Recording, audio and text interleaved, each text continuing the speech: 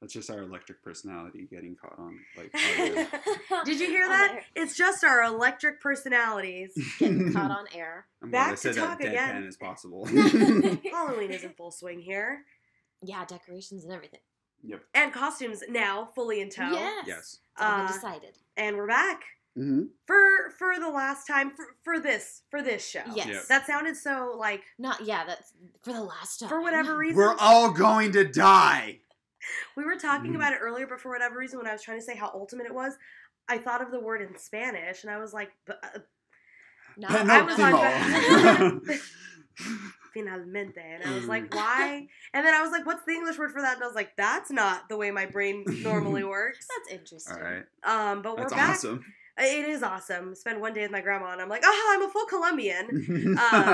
I'm excited that we're back. We're back for the last time to talk about Community. Yep, season 6. Season 6. The final one. The final one. This is our episode 6. Here to talk about the last season of Community. One of, I think we all agreed, one of the best. It's my favorite one. Okay. Yeah. Very cool. And lots of stuff gets dealt with. Lots of stuff gets closed up. It's a very quick season in that so many things are happening on the screen, joke-wise. This is when it transitions off NBC onto Yahoo, so now it's online, and it's like when Yahoo was trying to oh no, we can do what the Netflix stream, and Hulu, right. yeah, and then it they was just still totally in the very infancy stages of people trying to compete with Netflix, which obviously now there are so many other streaming platforms, which and is so ambitious, and it was a good show to try with. And that's the thing; it begs the question, and I think we'll talk about it a little bit more at the end of what could have been with this show. Had it been picked up by a Hulu, exactly. Just now a year or two later. Exactly, of what it is nowadays and what streaming is nowadays, how that actually would have affected the longevity of the show. So yeah, there's a lot to break down here. So I guess as good a time as any to just jump on Get into in the it. whole thing. Yeah, I think so. I guess so. Episode 1, ladders. Yeah. If only everybody knew the Ladders drama that we went to get here. So. Yeah. Ladders starts off basically, Dean Pelton is talking about basically doing an announcement over the entire PA system of the campus. It's a really good catch up on everything that's going on. One thing I like that he says is he wants to give thanks for Greendale's continued existence. Thanks to these heroes, talks about Jeff, and basically he gives everybody a catch-up on where we are. Yeah, where everyone's at in life right now. Exactly, kind of. Starting off season 6, right? Thanks to main characters. It's Yeah, it's so specifically, the announcement's actually written by Abed. Yeah, exactly. To catch everyone up. Exactly, for the reason of catching everybody up. Jeff is parking his car like it's already electric. Yep. Britta's bringing awareness to homelessness, not like she has a choice because she's homeless. Yep. Yeah. Abed wrote this announcement for the sake of catching everyone up, and Annie Edison, who led the effort to save Greendale from 534 critical emergencies. She's devastated at hearing the number, rushes to the study room, finds that she's missed one critical star. All of the Frisbees on the roof. And at that moment, the cafeteria basically starts to cave in into itself. Yeah. And it's an avalanche of Frisbees that almost kills Garrett. Yes. This is basically the introduction of why they need someone from the outside to come in and intervene, because even in their best efforts, the Save Greendale Committee couldn't fully save Greendale. Catch up What's funny is Leonard is walking when a sea of Frisbees rushes into the doorway. He finds a Frisbee with his name on it, and he's transported back to the 1970s when Greendale first opened, and it was still Greendale Computery College. Yeah, a little reference to season 5. Exactly, a little throwback to that. His Frisbee landed on the roof of Greendale, and it was the first one, and that's what inspired him to go to Greendale. It's obviously implied. The Frisbee disintegrates like tears in rain. I think that's a Blade Runner reference. Is it? I think so. So after the roof basically caves in, it almost kills Garrett, like I mentioned. The Save Greendale Committee has their meeting and laments over the fact that they missed one of the most important tasks. And meanwhile, Chang lets them know that if anybody needs to take the heat, he'll go ahead and take the heat because he's been reliving this day for 1,000 years. Yeah. So he's obviously slipping more into his neurosis. He's an ageless chaos god stuck in a little man. I actually really like that. Abed asks where Shirley is, and Jeff chides Annie for not telling him, but she says because he struggles with CANGE. Abed asks if Shirley spun off. Britta explains that in real life, people don't spin off and tells him that Shirley went to take care of her dad in Atlanta, and she took a job as a personal chef to a brilliant yet troubled private detective. Yeah. Britta is going to manage her sandwich shop while she's out of town, and Chang asks if something is happening to all the people of color. Yeah. Do Abed and I need to be worried? Yeah. Immediately, that's when the dean walks in and announces, "Say hello to new Shirley." Yeah. Abed is afraid, obviously. We meet Francesca Dart, as an administrative consultant. He thought it would be fun and mandatory to have her join the committee, and Annie is offended because just one roof collapsed. Yeah, And that's it. now they need to be babysat. But yeah, that's the thing, is now we have this outsider that's coming in to help fix things per the dean's request, because obviously with the Save Greendale committee, things were falling through the cracks. Yeah, it needs a more grown-up standard besides just what the people that love it Greendale decide. So the dean insists she's just there for fun and because she has experience and training in roofs not collapsing. Yes. Yeah. Britta straight up asks if she's above them or below them. Yeah. Because obviously everybody's afraid of how this is going to affect the hierarchy. The dean skirts the question by answering the invisible phone in his pocket that he left in his office before he remembered that he was going to do this bit. Yeah. Frankie goes to sit in Shirley's chair. Everybody freaks out. Annie says, "Our friend used to sit there." And Abed said that she spun off. Yeah. But basically, they're totally okay with her sitting in Pierce's seat, so that's a big burn on Pierce. Frankie explains that they did an informal survey about how Greendale is perceived, and the consensus was weird, passionate, and gross. The good belushi. Yeah. She said if she had a magic wand, she'd fix Greendale without making it grow up, as well as cut a bunch of the other random classes like ladders and VCR repair. Yeah. But basically, Frankie explains she believes in hierarchy and she's going to be in charge. She picks up and leaves assertively, and the group is really fucking peeved. Yeah. And they feel threatened. The dean comes back and is desperately trying to prove he was actually getting a phone call. It's actually really, really funny. Goddamn dork. Later on, Frankie in the cafeteria is overseeing the installation of new load-bearing beams in the cafeteria, which I think is funny because one thing we don't notice throughout the whole time we're like watching the show is like, we're getting these wide shots of a cafeteria, and there are no load-bearing beams, and it makes no sense in like the actual how like construction works and things. So I thought it's funny that one of her first things is like, it's because the school has like no oversight. Yeah. Britta's running Shirley's sandwiches very poorly. Frankie tries to explain that maybe her efforts are better spent somewhere else, and it's turning her dignity into burnt bread and debt. Yeah. And Britta does not like it. Yeah. Jeff tells Frankie that someone took all the liquor out of the teacher's lounge. Frankie says that she cannot legally protect or ensure a campus that has free-flowing alcohol. Yeah. Jeff says he can't teach sober, and he's kind of joking, but kind of not. Yeah. Frankie's worried that he has an actual problem. Yeah. Do you really think you're an addict? Yeah, but Jeff, he's just really peeved that he'd have to teach sober. Yeah, exactly. But obviously Frankie's a real person trying to come in and be like, you can't teach and drink. Yeah. So Jeff tries to confront the dean, he avoids him, and he tries to find more tasks to accomplish, and is dismayed to find out that Frankie has already taken care of all of them. Yep. After Frankie leaves, Jeff, Annie, and Britta discuss that Frankie is improving Greendale, but how much can you improve Greendale before it stops being Greendale? Yeah. Right. Jeff is also mad that she didn't suffer through when Greendale was crap, and he's afraid that she's going to mess up something important. And basically everybody's worried about protecting Abed. That's what they say. Yep. Meanwhile, Abed is doing a movie scene by himself at lunch. Frankie asks to sit with him, and Abed explains that he's worried about her role in the group.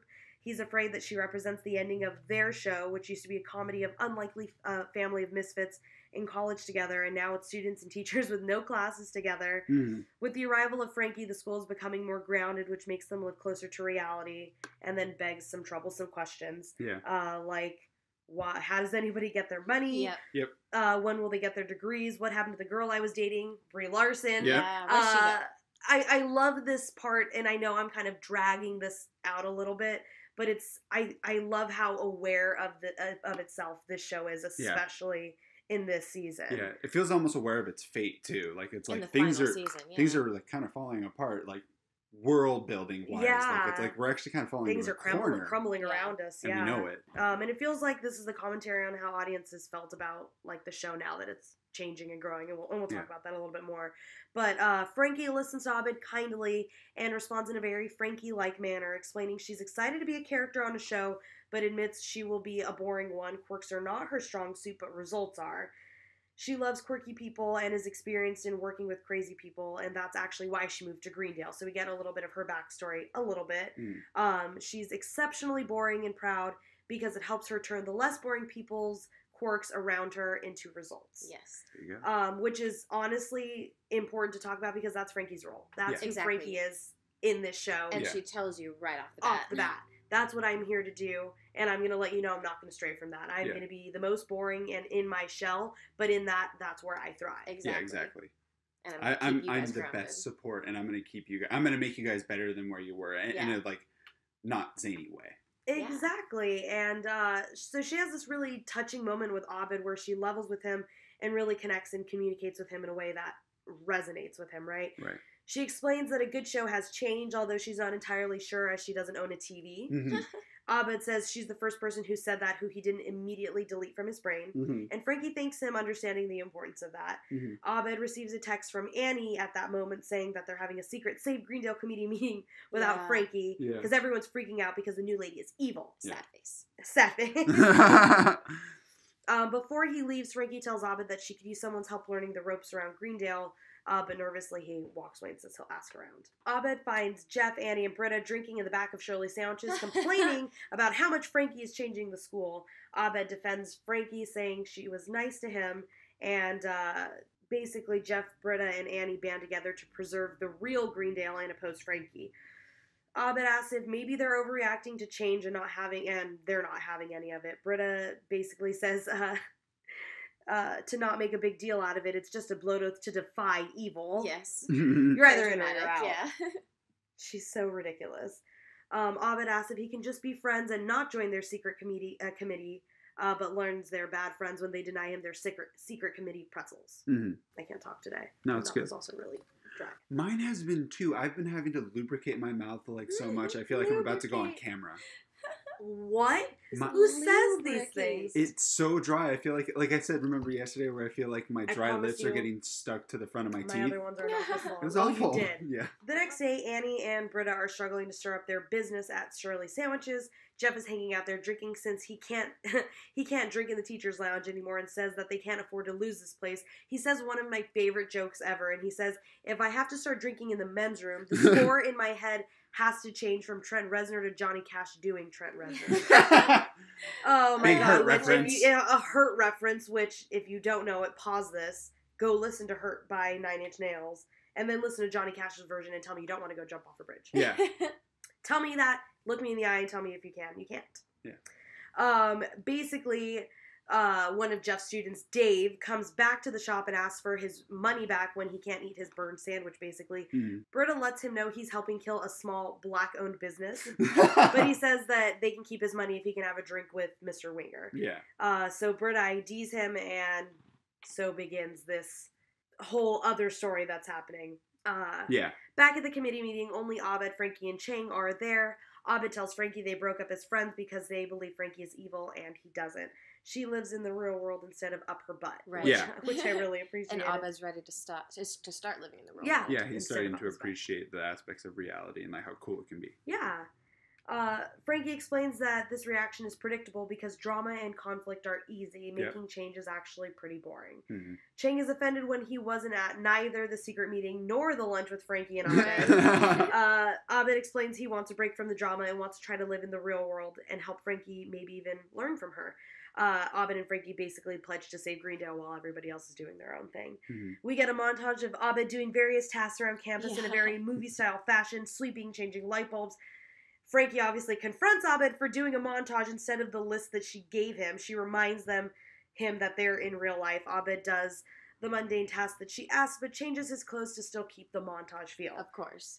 Because Abed is still struggling to break out of this role of himself. Mm. So basically, Abed goes to look for Jeff, Annie, and Britta and doesn't know where they are. Todd's now working at Shirley Sandwiches and asks him to order the special. That's right. When he does, Abed is taken to an underground speakeasy in the back of Shirley Sandwiches, complete with Vicky performing cabaret, full lounge-type furniture. Britta is a bartender. Annie is even dressed as an old-timey waitress, walking around offering Skittles and vaporizers. Yeah. Because, they're low-key. Yeah. It's 2014. Abed tells Annie that if Shirley saw this, her soul would die. Yep. Which I thought was funny because they're doing this all in the back of Shirley Sandwiches. Yep. Nathan Fillion even makes his return as the head of the custodians at the speakeasy. Brief cameo, yeah. Abed tries to resist the fun, but he can't help fall into it. They do a whole montage of drinks. They agree to never stop being friends again, and they apologize for making him choose between them and Frankie. Yep. The next day, Abed is hungover and not working hard. Frankie notices, but he decides to say that he just needs a quick lunch break. He leaves and returns to the speakeasy. Abed explains that Frankie helped him see that real life can be just as interesting as the fake stuff. Right as he's telling them that, Frankie and old-timey cops bust down the door, and Garrett yells, "Raid!"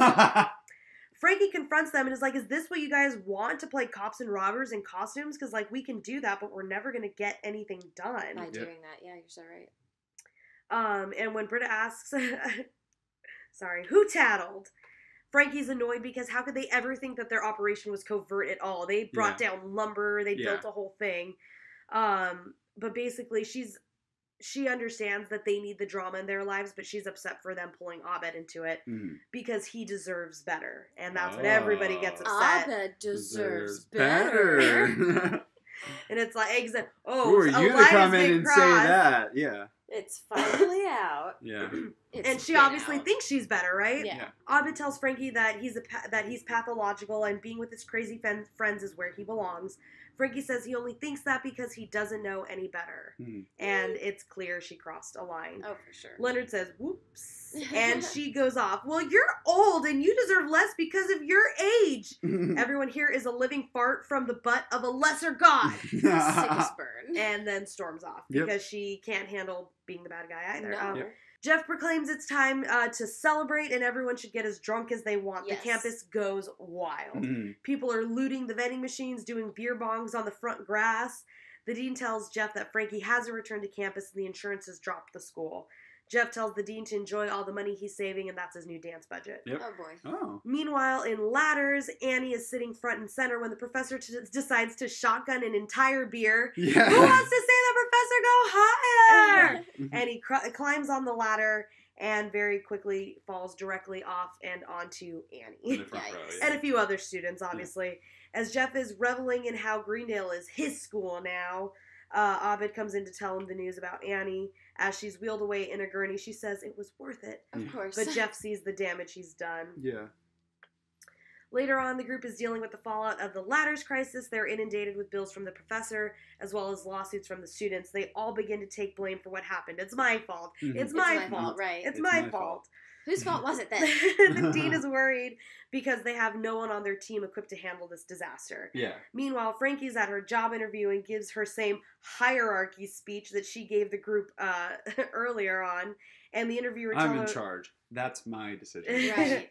And the interviewer tells her she's pompous and to change her personality or start looking for jobs run by crazy people. Yeah. Just then, Jeff and Abed bust through the doors and Jeff yells, "Don't hire this woman!" And apparently fifth time's the charm because he's gone into 4 other offices shouting that. Yeah. Jeff tells Frankie that they likely can't pay her as well as the other jobs, but they want her back and they want to apologize. She agrees to think it over if they give her a montage of sorries, and it's brilliant. Yes. Complete with piano ballad, several different I'm sorry sequences until the boss eventually calls security. On them, yeah. For good reason. Yep. Frankie returns to the Save Greendale committee and everyone is happily working together. Basically, it ends with Garrett glaring at them from outside of the study room while ominous music plays. Yeah. He turns and looks at Leonard, who's staring back with a knowing glance, and then he smiles and gives a thumbs up to the camera. Yeah. Leonard's cool. End credits is basically we see a man in a wheelchair looking for something that he frustratingly can't find. Yeah, in a setting we've never seen before. In a setting we've never seen. We have no idea what's going on when Shirley approaches him, and the man says, "I told you I wasn't going to be needing dinner tonight." Obviously, this is the detective that Shirley took a job for. Yeah. She explained she didn't think he would since he was looking for this, and she has a noose in her hands. She basically explains he's so busy solving murders that he can't cover up his own. So it's just this super cheesy, dramatic, like, spin-off show, basically. I love this because Shirley's always been into detective shows. So I think that's really fun. Yeah. But Shirley convinces him that despite him losing the function of his legs and also losing his wife, the people of the Bayou need him to solve the crimes. And he laments that she did all the work today, so they basically agree that they're going to work on solving crimes together. Yep. She's going to be his legs. And basically it ends with a NBC commercial sequence for Butcher and the Baker. Yeah. Because She Shirley did did spin off. Yes. Yes, she did. And that is the introduction of season 6. That's Ladders. Yeah. Again, I'll quote Chris Cuomo, let's get after it. Yeah. How do we feel about episode 1? I think it's a good reintroduction to everything. I love the way they have the dean start everything with his announcement that Abed obviously wrote, just to catch everyone up on what's going on. Yeah. And then the introduction of Frankie and the group is amazing. Yes, it is. Yeah, I think one thing that we've always talked about is, like, the purpose that Frankie serves in all of this is that, like, she's the most regular person in the school of crazy people. Yeah. But she's still a crazy person. Yeah. regular person. Yeah. She's Like, all the way on the crazy spectrum of regular, just before regular, but she still has that spark of craziness, and that's why she fits with the group by the end. And it shows her, like, I like that montage where they talk about I'm sorry, and then it cuts into, like, her kind of, like, bonding with each member of the group, and then being like, you know what? You're good for us, and we like you. Yeah. I like this episode a lot because I think it's, like, an episode where, like, the Save Greendale committee, the old group that doesn't include Frankie or Abed, is like having their own secret A story, but like the focus of it is not them. It's about Abed and Frankie and presenting like what Frankie has to offer, almost to the audience, because I feel like the audience is like, whoa, we lost Shirley. Yeah. There's no Hickey. What's going You on? have 4 of the original 7 characters left, Yeah. and we have What this new happened? person who's like, I'm regular and I'm not leaving. yeah. And I feel like scary, and it's to present her, and that's why like we have like that end thing where she's like, yes, and I'm giving my montage, and this is to an actually regular person outside of Greendale, a real professional, and then In he's reality. like, whoa, what the fuck, bitch, you're crazy, and it's just like, yeah. It's like when you put her against everyone in Greendale, she's regular. But when you take her out, she is a kind of like a pompous, like controlling That's lady. so true, yeah. Who's hyper efficient, but she knows she's badass. She's also and she used to carries dealing that with weight. crazy people, so she Yeah. functions at a little, like, it just a different level, Yeah, I and on think. different Because frequency. doesn't she say to Abed she literally moved out here to take care of one of her like crazy like relatives? Yeah. or Yeah, something? and then all of her 100%. relatives are crazy Yeah. people, and that's how what she she's built used that to strength. doing. Yeah. Is turning quirks into results. Yep. And that's her thing. It's like she's going to be something that's really like productive for this series, where it's like, Oh, no, it's yeah. not just the characters getting into hijinks. Like if there is hijinks, it's going to be more complicated, because I feel like they knew this season was the last season because they were trying to do the 6 seasons of the movie, and when we get towards the Absolutely. end, they're going to Yeah. address that. But I feel like they were like, we need to evolve these people to where we think they're ready to move on. Like if we I leave like them that. at this moment, we Yeah. want to all feel comfort, and Yeah. we do by the end. That they're actually going to be Okay. able to be okay. Maybe Yeah. they're actually, we're going to leave them off, and there's no doubt, like, if they're going to come back. Is it because of production? Is it because of this? That's like, no, these characters are going where they want to, and that's what we need to be happy about, and get the comfort of that. We get to at least watch that instead of, like, all the ambiguity we've had basically the entire run. Yeah. I think In every season finale, it feels like it's been addressed of, like, oh yeah, like what's happening From 3 what's forward. Yeah, I get what you you're know? saying. But a lot of things are established, and this was Yes. obviously the beginning of the end. That's felt in it, and the idea that eventually this fun, quirky thing has to change, and it either has Gotta to get evolve. better and it has to evolve, or it can't be around anymore. 2.5 Men then, all right? Because then we'll just be the same jokes over and over and over with no nuance. Yeah, but it's also just a fun way to learn about Frankie. Mhm. I think it's a really good conversation that they have about doing drama and conflict is easy, like you were talking about earlier, Yeah. like doing crime shows and like having it be a formula commentary. for that, yeah, on like on other television shows. I think it's really interesting, especially because this season they did go to Yahoo, so they were on like an online platform. So I Yeah. think it's really interesting that they mentioned that doing something and making a difference is hard, because I Mhm. feel like that's something this show tries to do. Yeah, it tries to definitely. be representative. It tries to talk about different kinds of issues and show different kinds of Yeah. stories. Yeah. And since it's not hitting all of these markers of success and being measured by statuses Broader, or more but truer systems, metrics Yes. that measure, like you said, like crime shows and all these different things that hit very, very narrow markers. Yeah, hit these that- specific numbers really yeah. good. And that's why they were kind of pushed to this online platform, and that obviously affects the whole run of the series. I think Right. they knew that going on to Yahoo meant that this was the last one, but it was their opportunity to really close it Yeah. out the way that they felt they deserved to, Exactly, which was and the way Yeah. they wanted to. exactly. Exactly. It felt like NBC, they like closed their stage and they're like, but we have to put on the last act. And Yahoo was like, well, you can do it here, but Yeah. it's the last act. Yeah. Yeah, And everyone knew it. regardless. Yeah. That's a great. Plus, Yahoo was a risk. I feel like everyone knew, like, this is kind of like a very Yeah. last ditch effort to make sure we get it done. Because Yeah. Yahoo was never going to So be why big. not do the And last now we know season? it wasn't. Exactly. I And I feel like that's a good time to go into episode 2. Yeah. Yes. Lawnmower maintenance and postnatal care. So, Yes. again, titles are always so telling of what the episode's going to be. I learned more Yeah. about this one as I researched the episode. Yeah. Right. So we'll go off. This one starts off with Britta trying to get her cat Chomsky. Jesus Again, Christ. let's not brush over that fact. Amazing. Her cat's name is Chomsky after Noam Chomsky, the Yep. She's so up philosopher, her ass. activist, and one of the founders of the field of cognitive science. I love Britta. Jesus. Exactly right, Chomsky. She's trying to get him out from under the couch after biting Abed. Jeff, Frankie, and Chang join them. Jeff says, "Oh no, did someone get high and forget she doesn't wear contacts?" Yeah. I love that this season they really go hard on the fact that Britta smokes a lot of weed. Yeah, Britta gets high all the time. Britta is moving in with Abed and Annie, and basically she wanted to introduce them to her cat on neutral ground. But one of them scratched him and ran under the couch. Chang volunteers to get him, but gets a nasty bite instead. Abed explains that Britta has fallen on hard times and their apartment is the cheapest game in town. Right. Britta is obviously embarrassed by that truth, but it is the truth. Mhm. The dean walks in and he's excited to share that he just purchased Greendale's first VR operating system from a local manufacturer. Jesus. This is one of my favorite episodes, you guys. Yes. It goes places. Frankie asks if they really needed one, but the dean exclaims they needed one like a hole in the head. Yes. As she said, through a giant hole in her head. Yes. The dean asks Abed for his help in setting up the equipment since he's more machine than man. But he's actually going to help Britta move in. Britta and Abed attempt to do his trademark Troy and Abed handshake, and it's especially awkward. It fails, yeah. He then asks, the dean asks Jeff, who immediately takes the opportunity to not help Britta move, just like with Annie's move. Yep. And volunteers to help the dean with his VR system. Yep. Only this time it's not blackmail. In his office, Frankie and Jeff are with the dean as he's setting up his new VR OS, because it's just an operating system. Like, Yep. I think the first few times I watched this episode, I thought it was like a video game, and I was like, no, this is like he's running Windows, but it's Or a Mac, VR or system. Linux. Yeah. And like, Oh my god. it was so like literal that I didn't understand it. Exactly.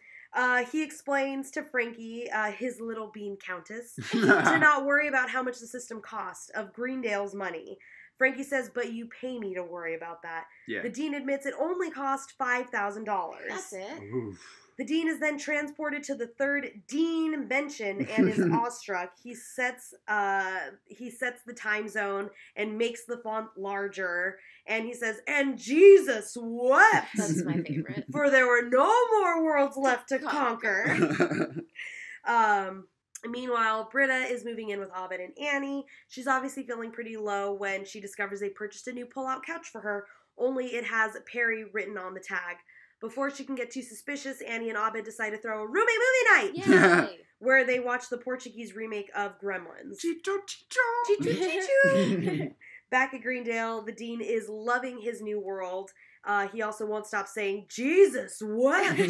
Over every little thing. Everything. But Frankie tries to convince him to find the serial number so they can return the system. Only once he finds it, he drowns it in a fountain because obviously that's how you delete files. Yeah, which Yeah. is ridiculous. Frankie employs the help of Jeff to help her return the software because how much can Jeff really get paid if she has to find $5,000 in the budget? Mhm. True. To which Jeff responds that she's not the new Annie, she's the new Abed. Yeah. Back at the apartment, Annie, Britta, and Abed are watching Portuguese Gremlins, but Britta leaves to call the furniture store where the couch was from, only to find out that her parents paid for it. She angrily confronts Annie and Abed after slamming the door. Abed asks, "Are you strong or angry?" Yeah, I love that.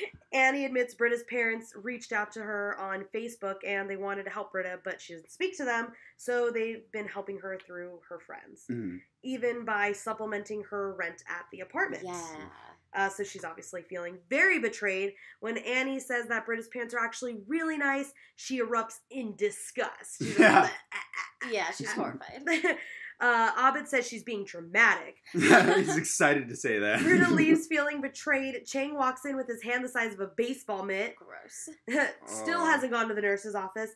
Meanwhile, the dean is obsessed with making worlds within worlds. And Frankie is able to locate the address of the software creator, Elroy Patashnik. Yay. And Jeff agrees to go find him and try to get a refund. He tells Frankie to keep White Morpheus in the Matrix.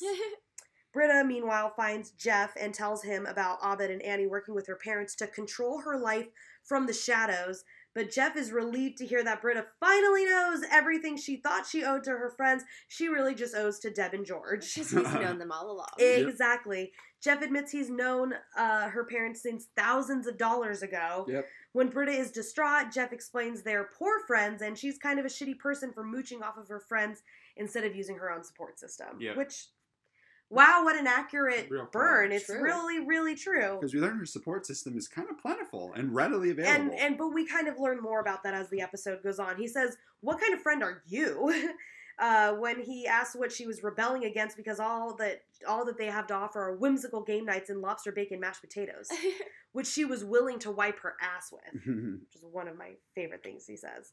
Britta proclaims that she has no friends and runs off. Chang still hasn't made it to the nurse's office, and he says, "I'm trying." Jeff locates, meanwhile, the creator of Virtue Good Technologies, which is a man who lives in an RV. They have some banter, and Elroy calls Jeff a clever young man, to which he responds, "I'm 40. I love that one. Yep. With the best smile. Jeff tries to explain to Elroy why they need to return the system. In order to copy a file, you have to throw a fireball at it, and then a bunch of other madness. Elroy is convinced that his system is a file system for the gods. Jeff proceeds to tell Elroy that VR is cheesy and lame. Haven't you seen Lawnmower Man? And now I will pause, because for anybody who doesn't know, Lawnmower Man was a movie starring Pierce Brosnan about augmented reality and basically VR. Right. Yeah. It's very cheesy. And it gets even better because Elroy shares that he helped work on Lawnmower Man and even brought Brigitte Nielsen to the premiere. Which, again, she's another throwback celeb. Jeff points out that now he's nothing but a guy living in his RV making a ripoff of Angry Birds. Elroy kicks Jeff out of his Winnebago, and he says, "You're not allowed to say that like it's a punishment." Which is also a great joke. Jeff yells at Elroy that he knows what it's like to live a lie, basically, and that it feels a lot better to stop lying. And his feet aren't meaty. Right. Because Elroy says that people on Earth are held down by their meaty feet. Meanwhile, Britta drives to her parents' house listening to a band called Natalie is Freezing, which will become important in the next episode, and tries to give them a check, paying them back for all their dirty money they used to control and monitor her without her consent. Yeah. Only she post-dated it a year, which she will use to move, get a new job, and new friends so her spies can never find her. Her parents feel really helpless because every time they try to reach out, she runs away. We learned she was living in New York. When they sent her a birthday card, she ran away to San Jose and set fire to a Jamba Juice. But her parents have found a relationship that she can tolerate. Britta is upset because her parents weren't always this open-minded and understanding. They didn't let her dress up as Prince for Halloween as a kid. They drug tested her at 11 because she was laughing too much. And her parents are sorry, but explain they don't remember those things, and that's because they affected her more than they did them. Right. And so for those memories are still so tangible for her and affecting, but to her parents it was likely just another day of parenthood. So then Britta realizes Annie and Abed are there at Deb and George's house playing trouble and having snacks with their parents. Feeling betrayed yet again, she hits them all with a pillow, runs out, shouting them to stop infantilizing her, proceeds to take a child's green machine trike. Oh boy. And right away when her car doesn't start. The most dramatic. Right? Oh, but you're not a child. Back in the dean's office, Jeff returns to tell Frankie he wasn't able to return the software. Frankie leaves and Jeff threatens to beat up the dean and pull him out of the VR reality when Elroy shows up and admits the system is lame and gives him a refund check. That's when the dean refuses to leave the VR. Elroy goes in to get him. Yes. He said that to quote a term I coined back in the 80s, "I'm going in." Frankie returns to her car only to terrifyingly discover Britta sleeping in the back seat because she had, quote, nowhere else to go. Yep. Britta explains to Frankie that she had to deal with her parents when they sucked and laments that her friends see her as the bad guy for hating them. Frankie relates and explains that our parents are just human beings and in the end we all suck. Yep. Ugh. Harsh. It is harsh, right? Meanwhile, Elroy enters the system that the dean is currently living in and distracts him so Jeff can physically pull him out of the game. Elroy pacifies the dean by sitting him at his computer and showing him how to manipulate worlds within worlds. Oh boy. With his mouse. Yes. Britta returns to her parents' house with Frankie and explains And meanwhile, I want you to know Abed and Annie are still there. Yeah. Britta returns to her parents' house with Frankie and explains that in running away and trying to be an adult, she only left part of herself stuck at 17, and she agrees to let her parents back into her life. Right. Yes, good. yes. Chang shows up, and Deb calls him Benjamin, so obviously he's friends with her knows parents too, and his I hand love is it. enormous. George says he's going to go get his doctor bag, and he's going to help. And take a look at that. Take a look at it. Oh my god. At the end of the day, Elroy thanks the dean for reminding him of a time where his work meant something, and the dean gives him a check for $500 for a taste of being a god. Yep. When Elroy explains that he doesn't know what to do with his life, the dean suggests that Greendale offers a wide variety of classes. The dean says that's the Greendale effect, and Jeff laments that he's never going to get out of here. And the dean agrees that he hasn't seen many that do, and he suggests that they walk away arm in arm. Arm in arm, yes, Let's that's walk right. arm in arm. As the dean, as we kind of pan out from that, the dean does a voiceover talking nondescriptly about change. We see Britta sleeping on her new pullout as Annie and Abed cover her with a blanket. The group visiting Chang in the nurse's office. Which, quick side note, in the muted dialogue, we hear Jeff introduce Elroy to the group, and Chang says, "You're back, Troy!" Yeah, that's my favorite. And in the end, the dean is back in his office with his own homemade VR headset. Yep. Because he really did Which love is absurd. it. Change. And our end credit scene, which this is the first time that we get a different kind of end credit scene, which this is just an extra scene that doesn't overlay the credits. The credits actually play after the whole scene. This is the first and only season that does that. But basically, what would be our end credit scene is we get to see the trailer for the Portuguese Gremlins movie that Annie, Abed, and Britta ended up watching. It's silly and hilarious. It's the best, And that is episode 2. Yep. So I liked the title of it. Lawnmower Maintenance is obviously a toss to Lawnmower Man. Yeah. I had to think about postnatal care for a little bit, and I was like, that's Britta's story. Yeah. Her never growing up and not being taken care of postnatal, like not, stop infantilizing me. Exactly. Yeah. Being treated like a child, acting like a child. Exactly. Not knowing how to deal with her problems. Yeah. Just to start breaking it down for me, this was one of my favorite Britta episodes because I just speaking from my own personal experience, I related to this very heavily. Yeah. I was like, everybody goes and hangs out with my parents now, and they're the family that is passing out tequila shots at the party. Right. And I'm like, yeah, but you don't know my dad ripped up my Paramore tickets in front of my face. Yeah. And, it's these things that we remember so vividly as children that we feel defined us. And affect you, And affected you to the people around you, or sometimes the people directly involved don't see that. Yeah. And there have been a handful of things for sure that I've brought up to my parents. I like how you went from 100 to a handful because you're like, I'm saying this recorded. Yeah, there are 100, but I will only talk about a handful that I have directly told them about. Yeah. And all of the ones that I've told them, they were like, oh, I don't remember. I don't. All, yeah. Fuck yourself. And I really appreciate that because I think that it's kind of like what you said earlier, shows that are trying to make a difference. This is a conversation that needs to be had, and it's hard growing up. It's hard growing up and being committed to being a better person and knowing that you're fucked up in a lot of ways because of your parents or your environment or whatever. Absolutely. And at some point you have to let that go and build yourself up on your own and know that they have responsibility, but you only get so much in blaming them. Yep. And that's what Britta says. She held herself back and was left a part of herself never growing up because she never dealt with these issues and never dealt with understanding that she's affected by them, but she can still choose to be somebody else. Exactly. But I do think it's worth talking about that. It's all the things that we remember as a kid and our parents and stuff are just people. We're all just fucking people, and we all suck. We all make mistakes. Like what Frankie says. We all suck. Yep. And I think that that's such a relatable thing. Yep. We get the introduction of Elroy. Yeah, that's amazing. The dean's meltdown causes that to happen. Yep. I love that Frankie has to deal with all of that and then go and deal with Britta.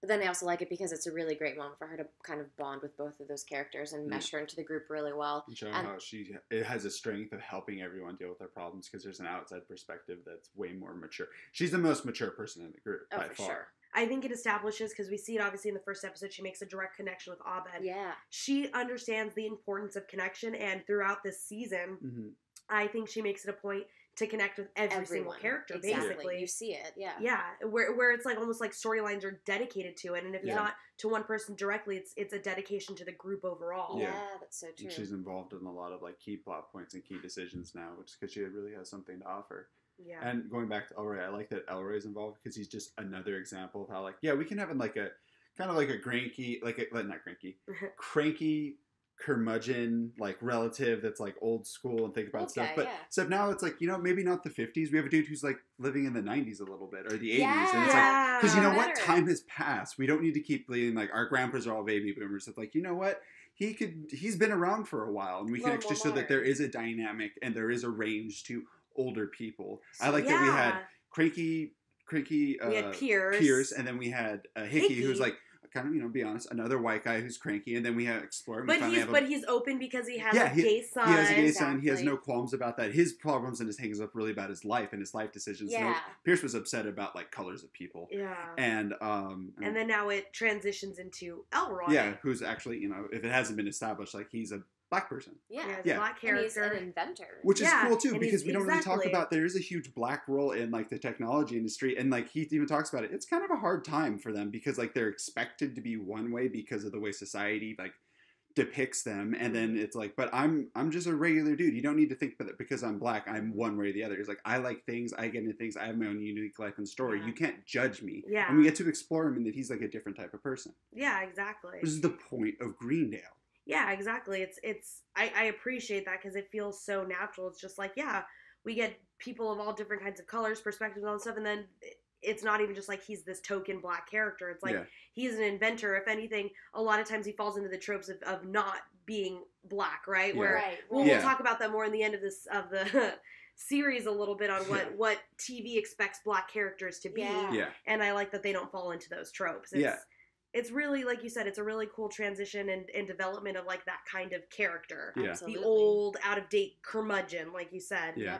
And I feel like he's completely unique from Shirley and Troy, and, like, their Venn diagrams actually don't overlap, and it's great. He's a unique character that like I don't want to group them all together. Yeah, exactly. But like he does have his own unique personalities, and it adds a spectrum to it. That's the thing. It felt like they weren't trying to. We talk about it. No, it's always funny. It's like, well, if you have a black friend, you have to talk about you have a black friend. It didn't feel like they're doing that. It's not like great. The so Dean we have to have a black character.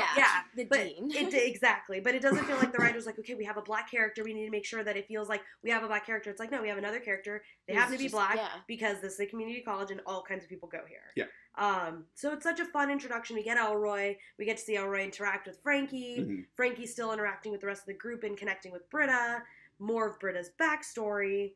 And just a lot of layers that start to get more and more developed. Yeah. All right, so episode 3, Basic Crisis Room Decorum. Mm-hmm. Another really, they're all fun ones. I should probably stop saying it. This season 6 has no weak episode except for one plot point of one episode. That's it. And we'll talk about that for sure. And I think this is the season that I can put on the most often, and I go all the way through episode 1, all the way through. They're all hilarious. They're all basically. I wish I could see my Hulu stats because I am almost positive it is like spiked in season 6. Yeah. It's just exactly the same for me. It's like if I just want to put on like a 13 episode hit playlist and just go through this one. Yeah. So Annie is up at 2 a.m. working on her extensive to-do list when she receives an email. Of course, because Annie doesn't get Listy Lou list program. And worriedly, so basically she receives an email and worriedly texts Frankie, who's sleeping but only rests half her brain at a time, go. Annie calls for an emergency meeting because Greendale is in trouble. Mm-hmm. Frankie texts the dean, who only tells Annie, and a weird number that's not even Jeff. It's actually 2 Japanese teenage boys pranking him. Annie points out that's not Jeff's number, nor is it even an American number.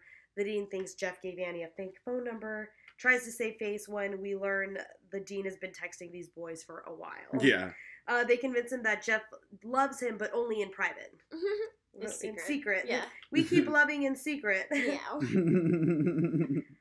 Everyone shows up to the study room, and they're all annoyed that they're awake at 3 a.m. Yeah. Jeff is mad because he had to take off his expensive night cream. Britta shows up drunk, tries to prove she's not drunk, and then shits her pants and runs off. Oh, yeah. Literally.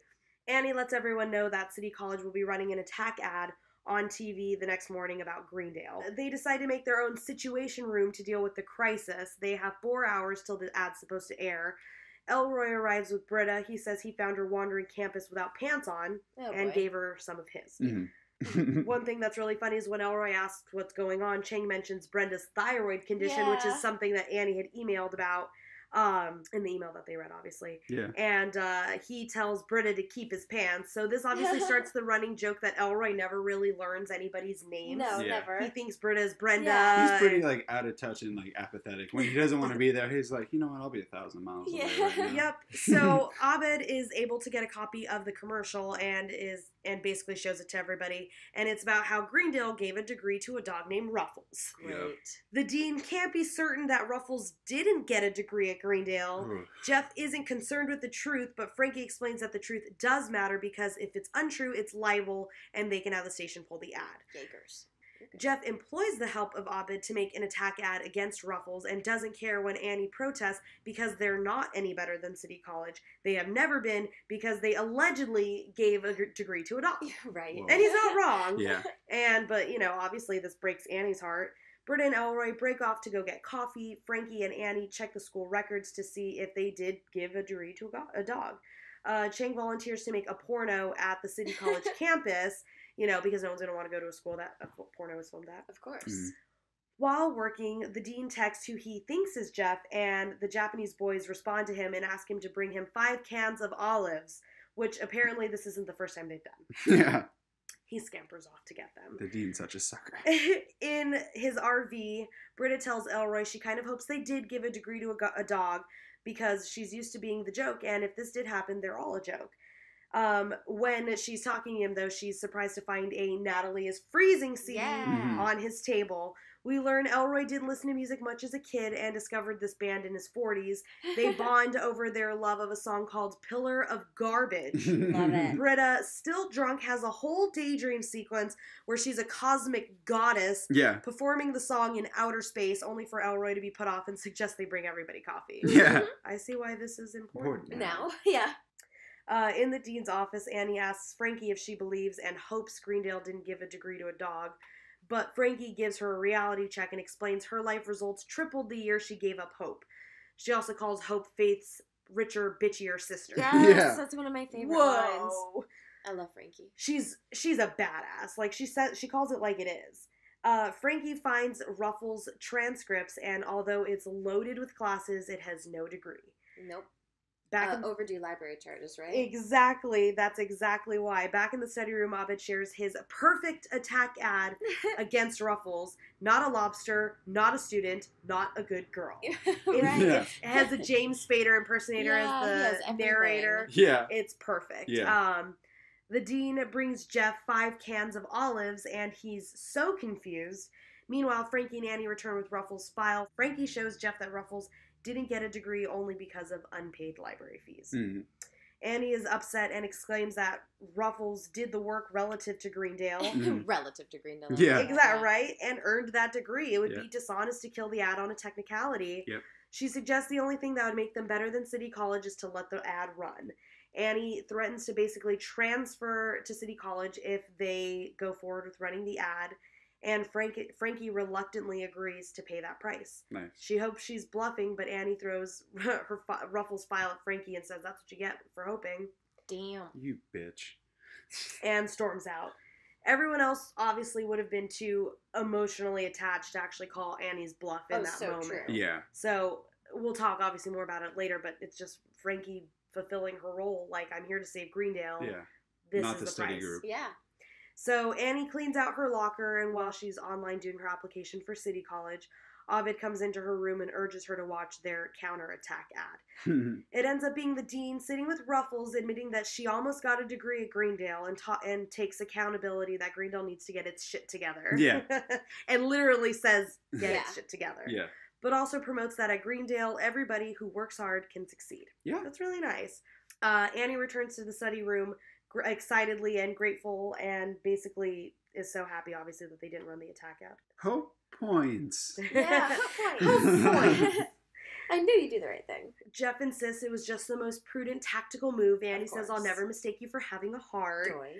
Chang returns with his porno filmed at City College, only Oh he's my wearing his God. Greendale shirt, and it's filmed in front of a plaster wall, so he's going to do some reshoots. Nice. Of course. And our end credit scene, or what would be, this is one of my faves ever by chance. We're with Takashi, one of the Japanese boys who's been pranking Zadine Yeah. as Jeff.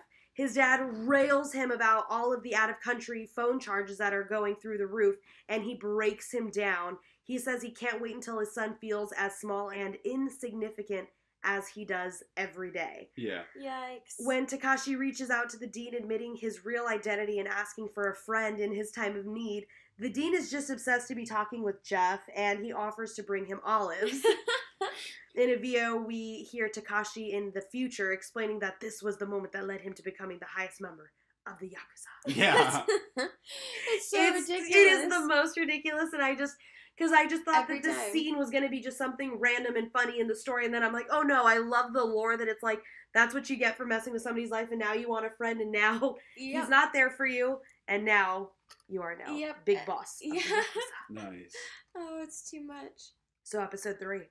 Oh, I like it because, like we were saying in the last episode, they're really setting up, like, Frankie having specific moments with each character, and this episode was obviously her connecting with Annie. Mhm. And trying to figure Annie out and figure out how Annie works. So I love seeing them work together. And like you said, I love Frankie is the one who calls Annie's bluff, and she's like, then that's fine because, like you said, I'm here to save Greendale. I'm not here to care about your feelings. Yeah. Yeah. I'm not here to save this friendship. I'm not here to save the Save Greendale committee. Like, that's what we're supposed to do, and the only way that we do it is if someone's willing to make this choice. Yep. And everybody's too emotionally attached. Annie can get through to all of them or pull at their heartstrings, and she's the most attached, the newest to the group after Elroy, Right. and she's the only one logical enough and level-headed enough to be like, if we're putting on a spectrum of what's important, this just unbiasedly is more important. Yeah. Of You know? course. Yeah. And so I appreciate it because I think we've talked about it a lot overall in this entire podcast, and that one of the best parts about this show is watching the characters be themselves. Oh, yeah. And, like, this is one of the newest characters we've met, and this feels so true to Frankie. This is who Frankie is, and Frankie would do this every time. Mhm. And I really appreciate that because we just get to see these characters in situations where we get to see them be themselves. They feel like real people. Mhm. And that's why I enjoy watching Frankie be this real person in a group of people who desperately need a reality check. Oh, Definitely. always. Yeah. Because without Frankie, who knows where they would be. I mean, we saw it in Ladders. Without them, they went wild, and then the Yeah, they went campus, full crazy. yeah, Yeah. it's threatened to not be around Mhm. without Frankie. Exactly. And then they introduce Elroy a little bit more. They bring him into the whole group dynamic. Yes. It's with dynamic, exactly. Yeah, he gets to see how what he's weird gonna offer. Britta is. Yeah. How he Yeah. acts with the group. Yeah. And that he also has layers. That he was kind of an outcast when he was younger and only Mhm. focusing on technology, and then discovered music in his 40s and kind of fell in love with it. Yeah. And Britta bonds over him because she was like 15 when she was hearing this band. Yeah. So it's fun because it also shows generationally, like, we can all have things in common, you know, especially things that we wouldn't always expect. So true. Overall, it's just a fun exploration of these characters' layers. Yeah, I really agree with that. Yeah. Nice. And also just the whole Annie thing. Like, Annie... Oh, she was fully ready to transfer to City College. Yeah, Yep. I think She was that's... filling out the application. And I think I appreciate it because it shows how you compromise with your friends. Like, she shouldn't have put them in that position either. Yeah. But they also shouldn't have put her in a position where, like, it makes her feel like her degree doesn't mean anything either. Yeah, Yeah. because she's obviously trying to better herself and start her life. Yeah. Just And, taking her And have to have it education have Yeah. meaning. yep. And I think everybody there is okay being jaded and okay not caring. And Annie's probably the only one left that's like, no, I still have that, like, idealistic view of, like, what I'd want my life to look like. Mhm. And I don't want to have my name next to a school that gave a degree to a dog. Yeah. You know? Yeah. It pulls a lot of stuff into question. I don't think Ashley and I would feel comfortable doing that No. and applying to, like, news stations and stuff, you know? Jesus. If the Jeez. like had happened in our reality, you know? So, like, Oof. so I get it. It's, again, just not to stab this to death with season 4, but it's like the Annie Edison that let Cornwallis rub her feet, you know, this is the girl that doesn't even want to go to a school that gave a degree to a dog. Exactly. Again, it just feels like they know these characters Yep. so well. They feel so lived in. Especially at this point. Yeah. Yeah. I really appreciate that. Definitely. Episode 4? Yeah. Yep. on to the Episode next 4. one. Queer Studies and Advanced Waxing. Oh, boy. I'll say it Yeah. every time. Another fun one. Yep. So Annie is helping Chang practice for his Karate Kid stage adaptation audition. Jeff, Britta, Elroy show up, and Elroy is trying to convince them that he created the original Donkey Kong, Right. and he called it Construction Snake. Yeah. Oh, my God. Frankie arrives, and they lament over the still unfixed Wi-Fi. The dean shows up and they berate him over it as well. He tasks Frankie with fixing it. She explains she's tried getting in touch with the IT lady, but hears a high-pitched noise that makes her nose bleed every time she calls. Oh, no. And we'll talk about it more later, but we obviously think this is a throwback to, it's a weird fact that she's a character we saw last season. In season that 5, Piggott Brewster, the actress, Very played briefly. one role for a minor part. Played the IT lady last Deborah. season. So it's funny because it's Deborah, like a reality break where it's just like, I can't talk to call myself. So myself. like, I It's call myself and it hilarious. breaks the code. So the dean hires Elroy as the new IT lady. Of course. And hires Abed to be his friend. exactly. Back in his office, Richie and Carl from the school board show up with a proposition for the dean. Yeah. They want him to join the school board on the condition that he comes out as openly gay due to some insensitivity issues they encountered. Mhm. But the dean explains he's not openly anything, and gay doesn't even begin to cover it, which, again, Love. I love it. What is the dean? He is many things, and Yeah. gay is one of them, but definitely not all of them. Yeah. Tip of the iceberg. Yes. Right? The guys continue to pressure him as they leave his office. They sing "Gay Dean, Gay Yes. Dean." Meanwhile, Abed and Elroy find a bird's nest on the school's router, and it's the source of the school's troublesome Wi-Fi. Elroy coldly explains why he needs to move the nest, despite the fact that it would deter the mother from coming back for her babies.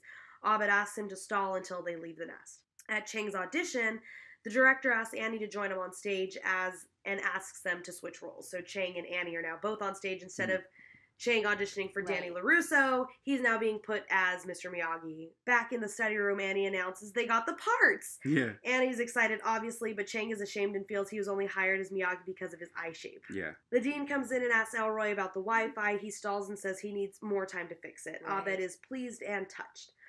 The dean announcing he's been offered a seat on the school board, but there's a catch. Mhm. He asks Jeff and Frankie to join him in his office to discuss the details. Mhm.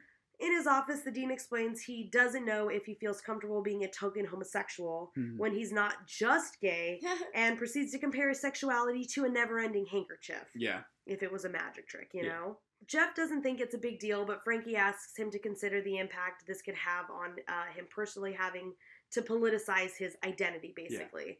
While she talks, Jeff and the dean silently to the side discuss their thoughts on Frankie's sexuality, because they're like, wait, does that mean? Hang on. Because she never really talks about it. Jeff convinces the dean that he could actually have an impact and it would be at a low cost. The dean agrees and proclaims he's coming out as approximately 2/7 of what he is.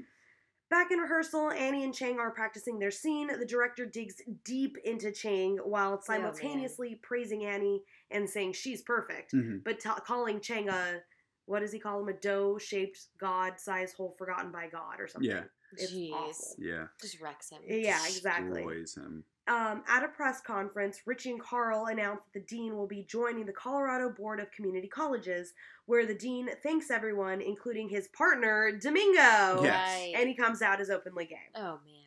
At first, he feels dishonest, but when he sees he's making a difference by having students come up to him and thank him for what he's doing, he embraces the role. We get an amazing song, Gay Dean, to the tune of Jolene by Dolly Parton. Yeah, it's beautiful. One of the lines is, "Your lifestyle is alternative, your influence is positive, Yeah. Oh, it's so you great. represent the changing of the tide." Yeah. It's beautiful. The songs that they write for this show are fucking out of this Incredible, world. yeah. Yeah. Back in rehearsal, the director pours his cup of coffee all over Chang's Oh, head. man. He said instead of hitting him, or no, he pours his coffee over his head instead of hitting him because we only hit things that affect us. Yeah. I don't hit water or old mayonnaise or the air after a fart is dissipated. Yeah. Oh my god. And I'm not hitting you. He proceeds to tell him he's the worst actor he's ever directed, and he's directed both Wahlbergs. Yeah. Good shit. Meanwhile, at the bar where Britta works, Annie shares with Britta her guilt over Chang's treatment by the director. Britta tells Annie she should quit to teach the director a lesson, and it's the least she could do, considering she stole the role and made him audition in the first place. Mhm. Annie says she'll only threaten to quit because when she acts, she feels like she was born to act. Mhm. First of And all. when she does it, she can feel it pleasing the universe. Oh my god. That's traumatic. She goes, "See? Fucking Annie." God damn. At school, Elroy and Abed are bonding over protecting the bird's nest when the dean confronts them about not fixing the Wi-Fi. Elroy explains the bird's nest situation, and he's actually understanding. Yep. Back in rehearsal, Annie finally snaps at the director, who makes Chang cry, and she says, "Your lead character's gonna walk." The director sets her straight, explaining the lead character is Mr. Miyagi. The actor was nominated for an Oscar for his performance. Yeah. Ralph Macchio showed up. Yeah. Oh, what a goddamn burn on Ralph Macchio. She was only cast for her measurements so he could use the same costumes from the previous year. Yep. Chang was cast for his talent. Mm-hmm. The director tells her he was only nice to her because he knew she couldn't do any better. He straight up says that she is not talented and Annie is broken. Chang thanks her for sticking up for him but stays in the show. Yep. Richie and Carl confront the dean about not fixing the Wi-Fi to spare the baby bird's nest. Right. He's like, "That's too gay." Oh, I'm sorry. He confronts Elroy and Abed and demands the nest be removed. Elroy refuses, but the dean insists he's just one unarmed gay dean and basically makes them take down the nest. Yep. We get another rendition of Gay Dean, but slowed down. Mhm. Abed and Elroy are trying to keep the birds alive in their own makeshift nest. Chang continues to rehearse and be tortured, and ultimately 2 out of the 3 baby birds die. No. And the dean can't seem to live with his lies anymore, so he holds a press conference. And at that press conference, the dean admits to being openly political. Yep. Mhm. And shares that politicians will say and do just about anything to get and keep their jobs, and asks that they can hopefully accept him as an open politician. Yes. Mhm. Back in the committee meeting, we learn the dean was kicked off the school board. Jeff explains we like our politicians closeted because we're afraid to admit we're all a little political. Mhm. The dean comes to apologize, but Elroy is still fuming. Abed forgives him and shares only one of the baby birds is still alive, but he's afraid it's becoming a symbol for his own innocence. Yes. Frankie reminds everyone that Chang's play is tonight, and they all agree to go to a Karate Kid adaptation, Karate Kid adaptation, Karate Kid adaptation. Yep. Abed doesn't invite the dean as a punishment, and he invites himself. Anyway, yeah. Karate Kid adaptation. At the play, the director introduces the show by saying normally actors are empty-headed homunculi, but the right one in the right role can change the world. He insists he's done just that, and tonight the audience's world will change. You're welcome. The play begins and we learn Annie was replaced by Asian Annie Kim. Yay! Chang is actually a revelation, and the whole audience is enthralled and moved by his performance. At the end of the show, they're all speechless, in tears. Abed suggests that all the suffering that Chang endured paid off. In the end, the group hosts a ceremony to release the baby bird back into the wild, complete with cat masks and finger wings. Yes. It takes off and the group celebrates that Abed made a difference. But off camera, we see that the bird flies into a transformer. Yeah. Off camera for them. Yeah. And basically that is the end credit scene. Yep. Basically them releasing the baby bird into the wild. And that is Queer Studies in Advanced Waxing. A great one. This one's hilarious. I think it's so funny. So funny overall. So many good jokes that are happening. I love the conversation that we get between, like, the director and Annie and him kind of setting her straight and questioning, like, if art is suffering and all these different things. But I think one thing we have to talk about is the openly political thing. Yeah. Let's break that down a little bit. Well, like, the thing is like, it's hard for me to break it down because I don't fucking get the point. And, like, I was like, that was, like, one of the few times in the show I was like, that didn't land at all. Thank you for, like, when I was taking my notes, all that I wrote was, this did not land with me. No. And then when we even flash back to Jeff saying, yeah, in the end, we're all a little political. What Again, I was does like, that what mean? does this mean? Yeah. Did you have any clarity on that? Not really, no, and it never really made me feel some kind of way. It was always just like, that seemed like a weird thing to, like, kind of end it on. Yeah. Right? Why were you making the whole thing about being gay and, like, how, like, he's not being true to his real identity, even though he's, like, being more progressively out there? Yeah. And being used as, like, an icon for, or as, like, a token thing. Yeah. And, like, the stuff and then to be about, oh, it's political. It's like, well. I didn't get that. Yeah. And I'm not saying I mean, it has political aspects, but it's not all that was not what we're talking about. And my thing is, like, I didn't need, like, a book ending, like, the dean is a transsexual, or the dean is, you know, his a furry, or whatever. Hilarious. Yeah, like I didn't need the understanding of that, but I don't think the way that they tied it up made any sense at all. I didn't understand what it meant to be political. I think, especially for the dean's character. Yeah. Yeah. When has he ever really been political? He's always just kind of been a mess. Politically incorrect. Weird. Yeah. What I think what he's saying, and he says it in his speech, he's like, we will say or do anything to get and keep our jobs. Yeah. And the dean has done that. The dean will manipulate a situation and he'll do what he needs to do to keep his job. I mean, it's a big reason why Greendale is in the situation that it's in, and it needs Frankie because of what he's done to basically sweep things under the rug. We talked about it last season with the whole bridge collapsing thing. Yeah. They may have given a degree to a dog, like all of this stuff that gets swept under the rug. All so these like dramatic failures. I get that part of it, like saying and being willing to do anything to have something, but like why label it as political? Mm-hmm. Like I'm dishonest or I'm a liar. I don't know. Like I guess I can't say how it would have been better or what to do to make it better, but I'm just so upset because like the gay Dean song is perfect. Hilarious. All the different storylines that are happening, like the Elroy Abed story, Chang and the director and Annie and all of that. All of these different stories are so great, and then I just feel like we drove off a cliff, and then I was like, wait. But yeah, I think I love the episode. It's not that I don't like it. It's just always when it gets to the end, I'm just confused. Points. Yeah. I like Abed and Elroy because we think like, Abed's so cold and calculating and like so like taken aback, and it's like, well, let's put him next to Elroy then, because Elroy is actually cold. And Elroy he did a whole doesn't killing care. a baby bird monologue. Yeah, exactly. And Abed actually kind of seems like pleasant. Or like when he's like, what about with this fledgling thing? Like, I want to talk about this. Like, I'm actually like socializing. And Elroy's like, that's nice, but who said it's with me? Yeah.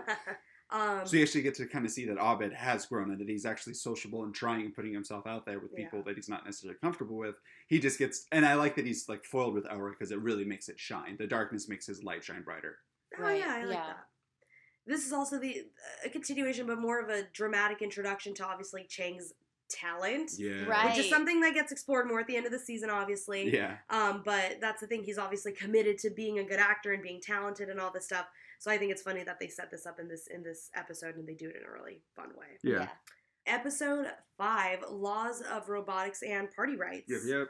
I feel like they just keep getting better as the season goes on. Mm-hmm. So basically, Frankie calls together the Save Greendale committee to go over a new financial prospect that could get the school a lot of money.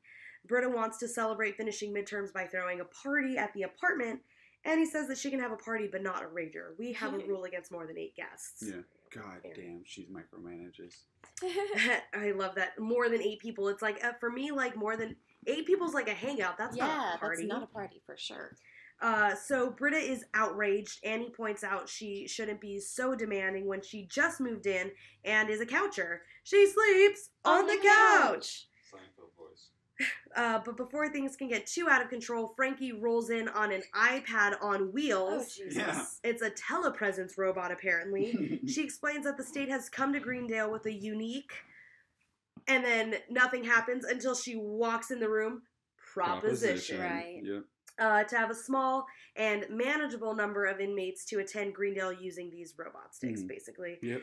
Everyone is pretty unsettled by the idea, but Frankie explains they want to expose inmates to a real world academic environment, and oh hey, they're offering a $300,000 incentive. Hell yeah. Jeff pushes hard for the idea, and the dean caves. Nice. Hey, I want to be seen agreeing with you. Yeah. Okay, then agree with me. Oh, okay, Fine. walked into that one. They go forward with the plan, and the convicts are introduced to the campus. One in particular, named Willie, makes sure to put the dean at ease, letting him know that they've done some bad things, but don't want to be those people anymore. Yeah. The dean is moved. Oh, yeah. Yeah. He's charmed instantly. Oh, Yeah. instantly. The school is unsettled by their presence and quickly ends up pranking them and making fun of these, like, robots and sticks, obviously. Yeah. Which Jeff points out the irony of in his class. He said it's like magicians making fun of jugglers. Yeah.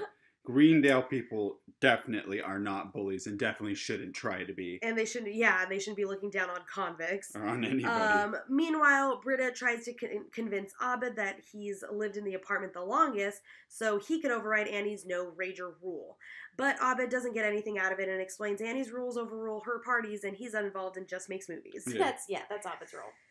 Later on, Jeff is walking through the parking garage at night, and Willie shows up whistling ominously and accuses Jeff of milking the system to get paid to not work. He basically tries to push Jeff down the stairs, and obviously it doesn't work. It's Jeff's hilarious. like, "Are you trying to murder me Yeah. right now?" iPad is just slapping his belly. It and he's is like- so funny. In What? his super built chest. I wish I could do that too. I Can I know. slap my face into your super built chest, Jeff? yeah, Later? break your jaw. Willie fails and leaves, but says he'll see Jeff in class, hauntingly. Mhm. Annie comes home to find Britta and Abed preparing for a party complete with decorations and a beer keg. Mm. Britta explains she didn't defy her rules. She's merely helping Abed film his new movie Mhm. where everyone parties like there's no tomorrow. Exactly. Yeah. She's a coucher, and she can't greenlight something this big. Yeah. Exactly. Uh, Way to try to beat the system. I Britta. love that, like, she can be just as manipulative of Jeff if she, like, it's Oh. something she cares about or Oh wants. yeah, It's like, absolutely. she's She'll not find too a way to dumb. make it happen. No.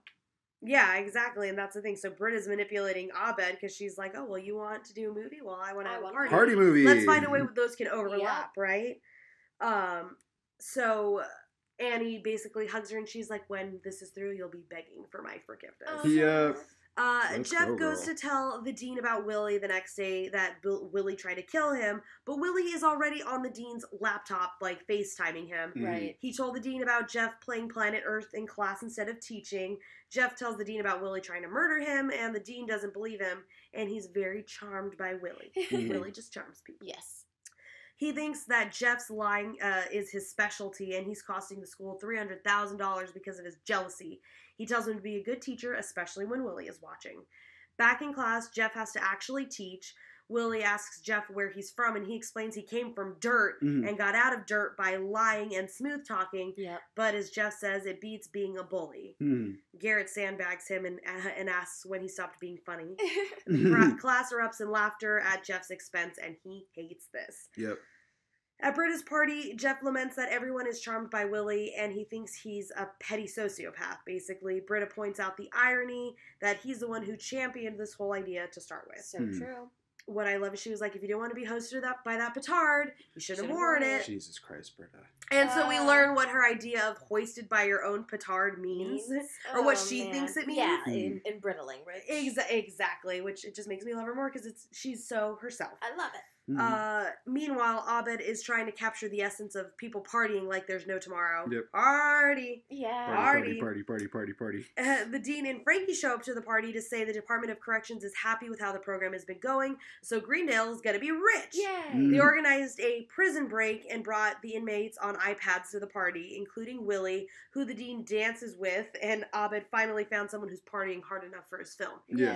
That's it. That's what I want. Willie waves and taunts Jeff, so he throws his cup on the ground and leaves. Which I loved. I was like, that's somebody's house, bro. I know, but Jeff just can't take it. Jeff is, I am angry. I must express My it. ego has been spurned.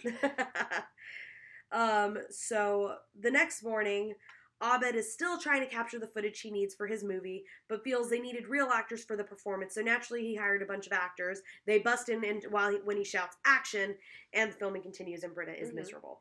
Back at school, Willie taunts Jeff in the parking lot. Fed up, Jeff picks up his iPod on a stick and throws him down the stairs. Oh, Mm. God. Look, Willie, I'm a murderer. Can I be as cool as you now? He goes crazy. The dean shows up and is devastated when he finds Willie's crushed robot body at the bottom of the stairs. He forces Jeff to go on a 2-week paid sabbatical.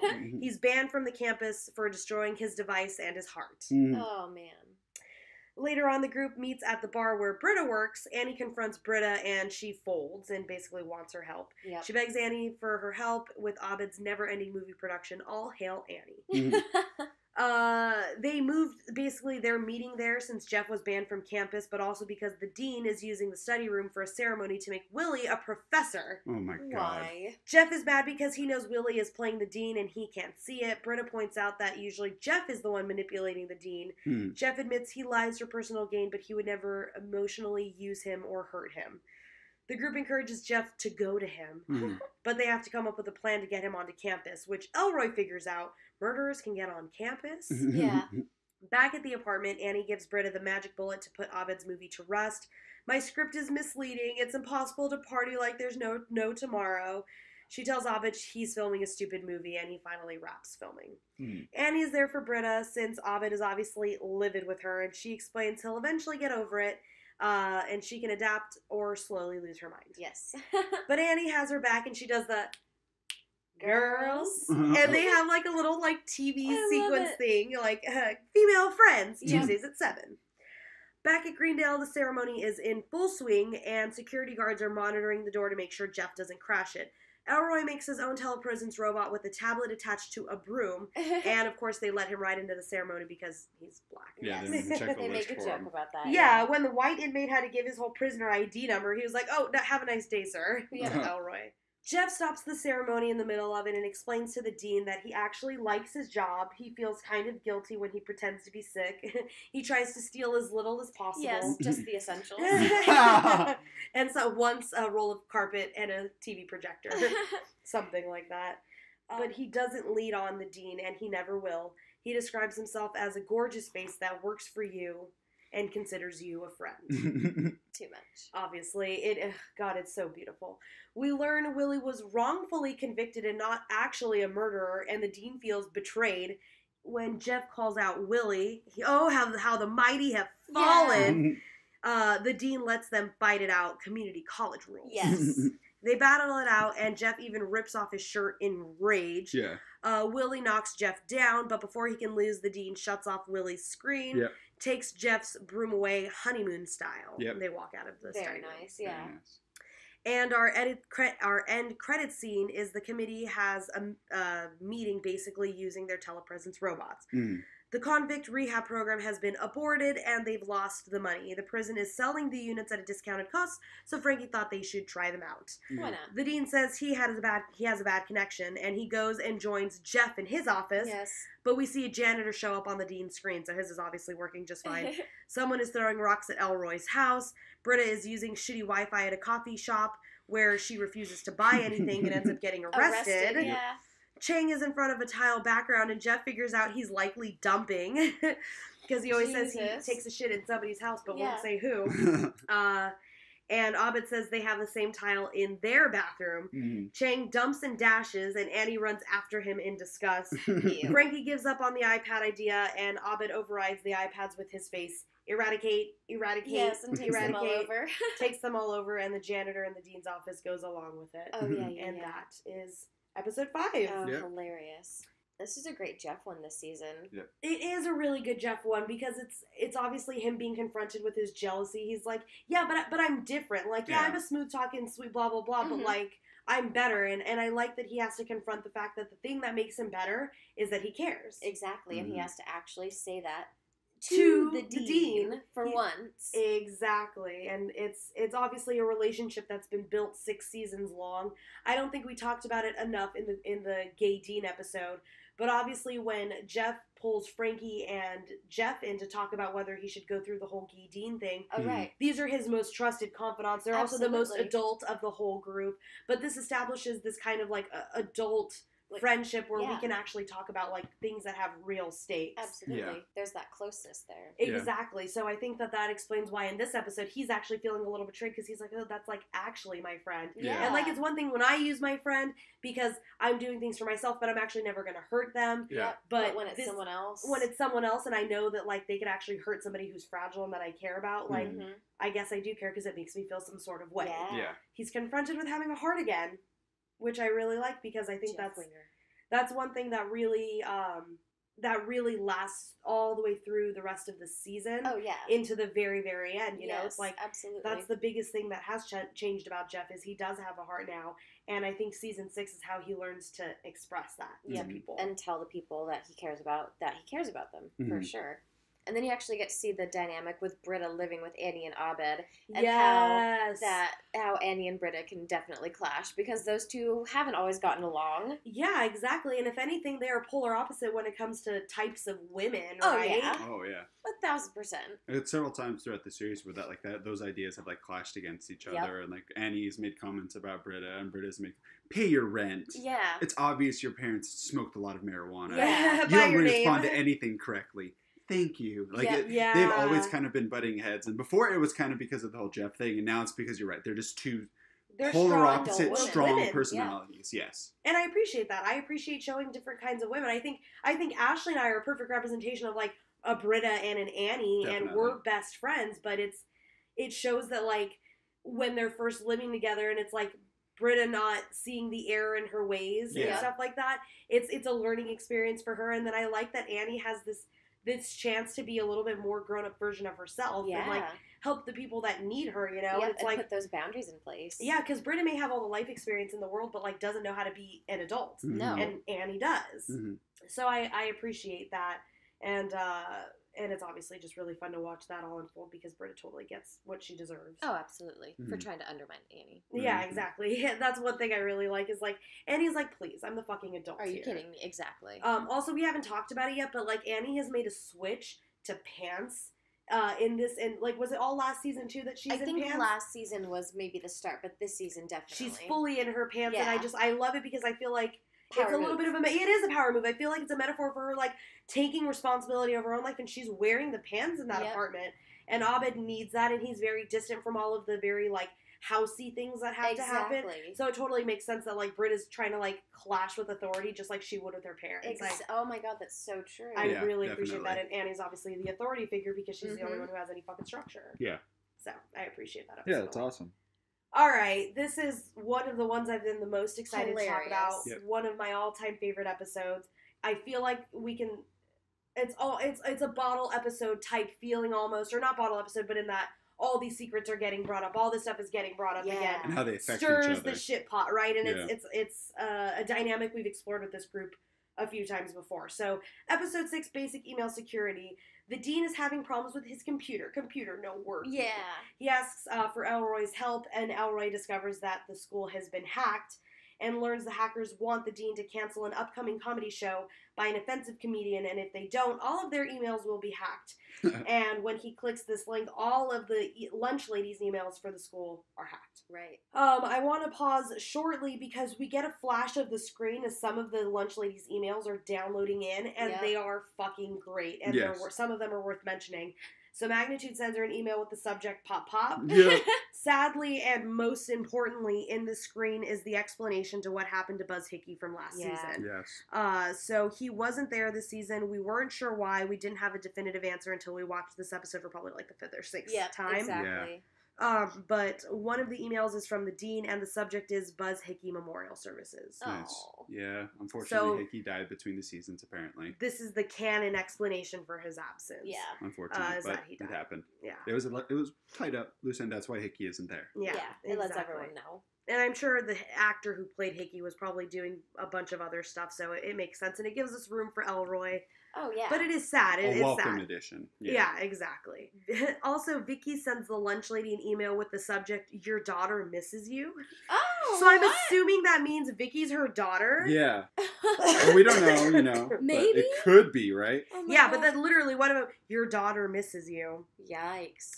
At the committee meeting, the group is enjoying the lunch lady's leaked emails, and Britta feels it's an invasion of privacy. The dean shows up with the police. Britta and Chang try to dash out of the room until they hear they're only there to investigate the hacking. Yeah.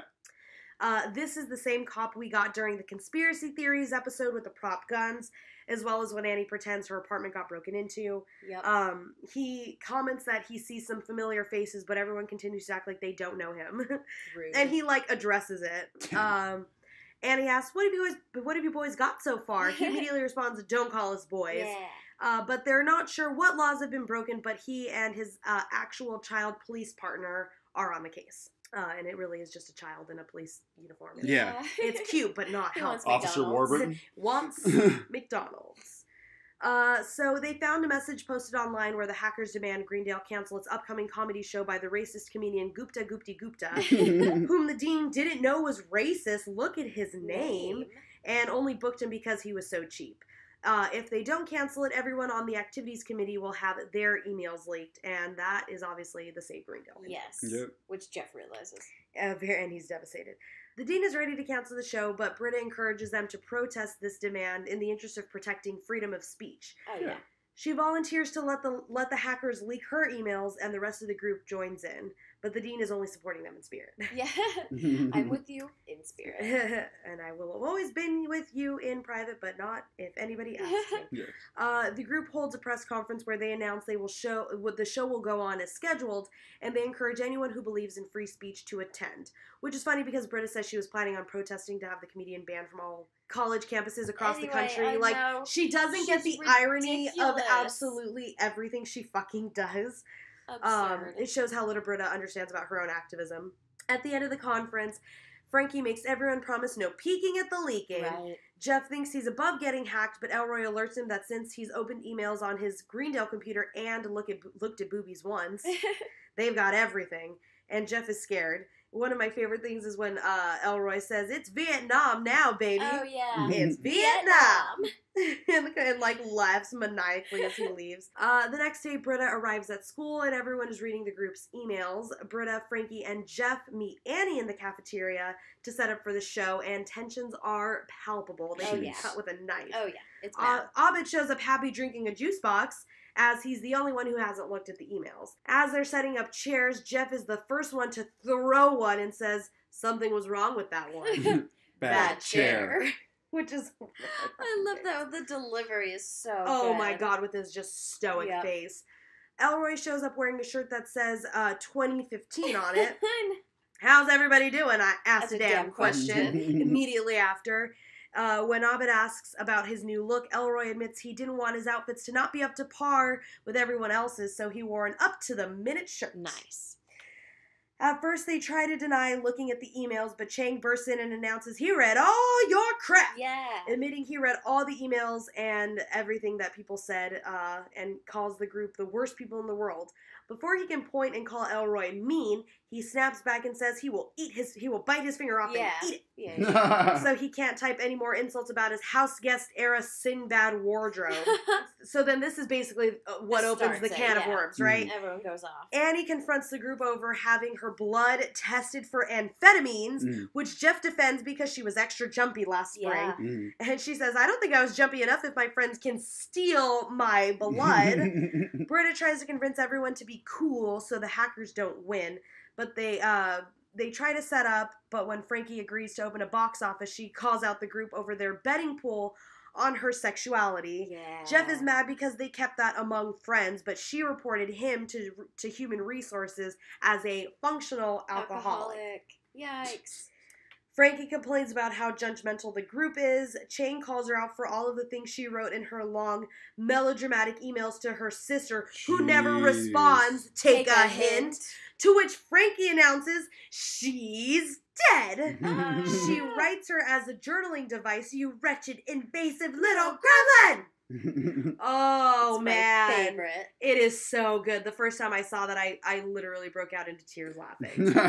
Abed, feeling left out, goes on stage hoping to read more embarrassing emails over the PA, but can't find anything. No, he doesn't know where to find it all. Exactly. All he can find is Annie's book club Yeah. meeting. Elroy tries to fix things by owning up to his emails with the Patterson family from Virginia, Oh, jeez. whom he's been emailing for 8 years and pretending to be their cousin out of loneliness. Yeah. And he's come to love them like a real family, one of the realest relationships he's ever known. But Frankie scoffs at his explanation, saying it doesn't take him off the hook for making 3D models of their bodies, Yeah, including without their Annie, permission. Annie and Britta, Yep. without their permission. Jeez. Elroy. Oh, he insists he's only using them for the game he's working on about lady time travelers. Which Where? Chang responds, "Where? In your pants?" It's still one of my favorites. Man. Yep. When Jeff judges Elroy for being creepy, Elroy calls out Jeff and Chang for their daily email chain where they rank Annie and Britta on a scale of 1 and 2. Oh, yeah. Which Britta memorized the day of her big victory when she beat Annie, and Yeah. Jeff agreed. Chang responds, "Hey, silver and gold ladies, ain't no losers there." We learn Frankie is suing her father for $80, and they continue to just hurl insults and secrets at each other. Yeah. When Jeff judges Elroy for having a fake family, Elroy reveals Jeff writes letters to astronauts. Oh, man. Britta laughs at Jeff. He makes fun of her for complaining to her life coach / Italian sociopath that she met at a dispensary. Yeah. And obviously that's when she's emailing him about dating Jeff. Everybody freaks out. Frankie's shocked to learn they dated. Elroy is surprised they used to be a study group, and they both don't believe. Chang was their teacher. No, Nice. because how could you? And that's right. Frankly, haven't been well utilized since. Which is Chang's response, obviously. Yeah. As the group devolves into chaos, the dean shows up with Gupta Gupti Gupta, and the comedian is grateful for their support as this is the first school to not cancel in 6 months. The group learns they really did do the right thing. Yep. So they decide to put on the show, but only Fat Neil shows up. The hackers threaten to leak the entire school's emails and demands that the school riot to cancel the show to avoid this. The group insists on putting on the show and force the comedian to do his stupid act for freedom. And it's sad and offensive. Mm-hmm. The hackers end up leaking the entire school's data. The next day, the leak is wreaking havoc on the campus in the study room. Annie worries about how they're going to bounce back from this. From this one, yeah. Yep. And Frankie reassures them if they could bounce back from Troy mysteriously vanishing on a boat across the country and Pierce masturbating himself to death, they should be fine. They should be able to make it past this They're one, all yeah. exactly. They're all working to figure out the lesson in all of this when the police officer shows up with a 13-year-old hacker who leaked all of their info. Yeah. He basically just guessed that the school's master password was "change me." Yikes. They decide the lesson in all of this is that crime doesn't pay, and they agree to forgive each other. Our end credits scene is the police officer and his child cop partner sitting in their cruiser in the rain, listening for info. We learn the child is a cynical son of a bitch who doesn't believe in common courtesy, and they dash into action when they hear "cut the hard line at the mainframe," which is obviously the joke. From the beginning of the earlier. episode, yeah. And that Hilarious. is episode 6, Basic Email Security. Oh my god, this one is just start to finish hilarious. Hilarious. Top to bottom, one of the funniest episodes of the Yeah. series. Easily. I feel like this is another one of those ones where we compared a lot to the Puppet Purple episode Pen from Yeah. season 4. Again, where all of these secrets are brought up, but again, done in a way that it's like, these have weight to them. Exactly. The things It that they're affects everyone revealing else. affect everybody else, and so they matter, and it actually does turn up the heat. Yeah. Like, I mean, the fact that Chang's like, your sister never responds, take a hint. Yeah. And then it's like, Frankie's sister's dead, and it's like, not Chang. only does that, like, oh my god, that crossed a line, but also we learn more about Frankie. We get more about her backstory. We actually had a little bit more backstory on everybody. That's so true. In such a fun, interesting, dynamic way that has so much movement. Yeah. They're just hurling insults at each other. I feel like they're like throwing food at each other. It feels like a visual or like a verbal food fight. Yeah. Definitely. And after a while, it just devolves into absolute chaos. Oh yeah. It just it's so dynamic. Definitely. It's so much fun. And I think it maybe in the way that like the Gay Dean episode where it's like, oh, everybody's a little political, it tries to have a conversation about what it means like about free speech. It's a speech that we don't want to, not only the speech that we want to hear. Yeah. And so, I mean, I appreciate that they're trying to take on these like bigger concepts. Sort of Yeah, issues bigger with the season. questions. That's so true. Yeah. Yeah. It's a really funny episode. And like I said, I think it does give us some more character development. Oh yeah. But this is just, it feels like another bottle episode. Mhm. And not that like I'm banging it by any means. I'm just saying like this is I would say a development of that idea. Everyone's exposing all of these things, and it ultimately just brings them closer together. Closer together, yeah.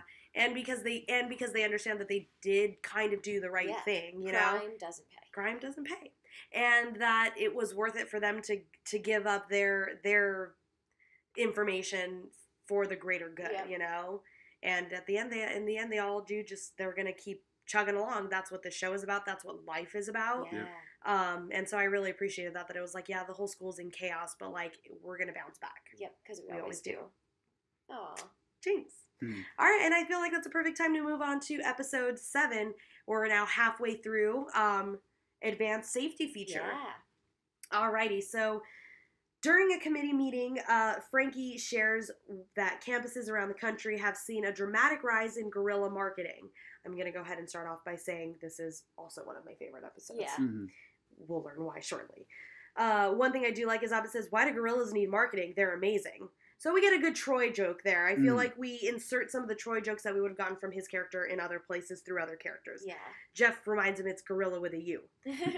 Frankie is worried this might affect some of the more impressionable students on campus. Just then, the dean runs into the room announcing he learned of a new super vehicle called the Honda Fit. It's a small car with a big personality that can handle anything life throws at you. The commercial. Exactly, right? When Elroy realizes the meeting is over, he's quick to leave, which bothers Annie. She worries Elroy doesn't like them as much as they like him and each other. Yeah. Abed suggests they've all been pretty boring since Troy left. Frankie asks, what was so special about Troy? Did he own a rainbow? Frankie says they talk about Troy often and wants information that will help her fill that void for them. Jeff decides to take care of it and tells her that Troy used to play the steel drums. Oh, yeah. And Jeff is certain that piece of info is eventually going to pay off. Yes, he guarantees it. Exactly. In the hallway, Annie finds Britta and warns her that she saw her former lover, Subway, in the parking lot, and Britta runs straight to him. Yep. Britta confronts Subway in the parking lot, who's extra beardy and sexy. Looks great. And we learn that was his sandwich name. He's his own man now, named Rick. He's his own quality man. Yeah. Britta slaps him for breaking her heart and making it be in 2 pieces, but Rick says he never stopped thinking about her and that she touched him in ways no one ever has. To which Leonard responds, nice. Yeah. And he says that he basically came back for Britta. The Dean shows up with his new Honda Fit, but once he sees Rick in a Honda CRV, he rushes back to the dealer to get a CRV. Rick labels the Dean 11-7 susceptible. Yeah. But we learn that Rick is guerrilla marketing for Honda, and he still can't really have a girlfriend. Britta tries to leave, but agrees to hook up in the back of the CRV for 15 minutes and then friends for real. Yeah. Which, I mean, when Get yours, Britta. he shows up like that, I wouldn't be able to say no. No. Either. Back inside, Annie and Abed tell Jeff that Elroy agreed to come to a game night with the group. Jeff thinks that they're trying too hard and suggests that they should just sit back and wait for Elroy to discover that they're cool. Yeah. Because, that's how you do it. That's how Jeff does it. Back in the CRV after some hanky-panky, Britta laments that she wants a real relationship with Rick, but before they can delve into that, the Dean shows up and shows Rick his fleet of Honda vehicles, complete with the Fit, CRV, and a blower that he bought as an impulse buy. When he's leaving his office, Jeff hears the group having a blast in the study room. He finds them playing a game about ears. Jeff walks in and Elroy says he's gotta go. Yeah. Annie and Abed discuss how much fun they had and how Elroy really seems to like them until Jeff showed up. Yeah. Abed suggests maybe Elroy just doesn't like Jeff, and Jeff can't handle that. Of course not. Because that's Jeff Winger. Yeah, everybody's gonna like that. At Britta's job, a man shows up and she convinces him to try a fine scotch. We learned this is Rick's boss from Honda. He was sizing up Britta's marketability. Rick suggests that they can be in a real relationship where they covertly market together. Yep. Britta admits she loved Rick, and their boss pronounces them a highly influential couple. Yeah. Nice. Back at school, Britta and Rick are loving being in a relationship and marketing for Honda. They even convinced Todd how great the CRV is.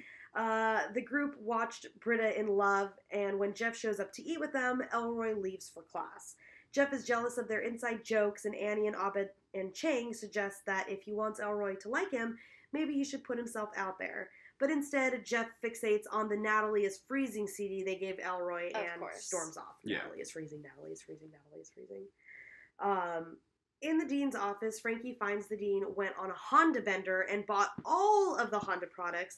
The Dean tells Frankie about Rick, but defends him, saying he wouldn't secretly be working for Honda because he was secretly working for Subway before. Frankie tries to be constructive, but she can't help but nicely point out how very dumb and stupid and gullible the Dean is. Meanwhile, Britta introduces Rick to her parents, but she's put off when he's still trying to market Honda to her parents. Yep. She's mortified when Rick pretends that he likes Avatar. Mm-hmm. Meanwhile, while setting up the alumni dance, Jeff reveals that he booked Natalie is freezing for the dance to perform. Yep. Elroy snaps and sees right through Jeff's attempts and storms out. Natalie is freezing. The band shows up, and the lead singer is popular, 90s 2000 singer Lisa Loeb. Everybody knows. And she's very annoyed that everybody thinks her name is Natalie. Why would my name be Natalie? It's the name of the band. We're artists. Cool. The DJ was going to run the ice cream stand. Can you guys do that too? On the drive home, Britta confronts Rick about Avatar, and he tells her that they're always on the job and they have to like things that are well liked. She says she wants to be in a real relationship with Rick, but he says when he markets, he feels God's pleasure. She storms off. At the bar, Elroy shows up and explains that he's not excited for Natalie's freezing since he used to date the lead singer and she messed him up. Yeah. Britta encourages Elroy to open up and not let getting hurt keep him from putting himself out there. Mm-hmm. Rick shows up and says that he loves Britta and he's going to quit working Honda for her. Nice. They decide to go to the school dance and watch her favorite band perform. Yeah. Mm-hmm. At school, Rick tries to convince Britta to leave the marketing game on a high. He wants to convince the dean to use Honda as the supplier of school vehicles, per Frankie's phone call that he overhears. So obviously he's telling her, we can just go off on a high and we'll just do one last game. We'll just do one last one. Rick insists he just wants to do it one last time and kisses Britta and leaves because he accepts that the dean is level 7 susceptible, and Britta accepts that she also is a level 7 susceptible too. Yes. Nice. And they can't be together.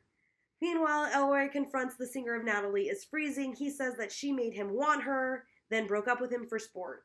He's been afraid to love anybody for 20 years, but not anymore.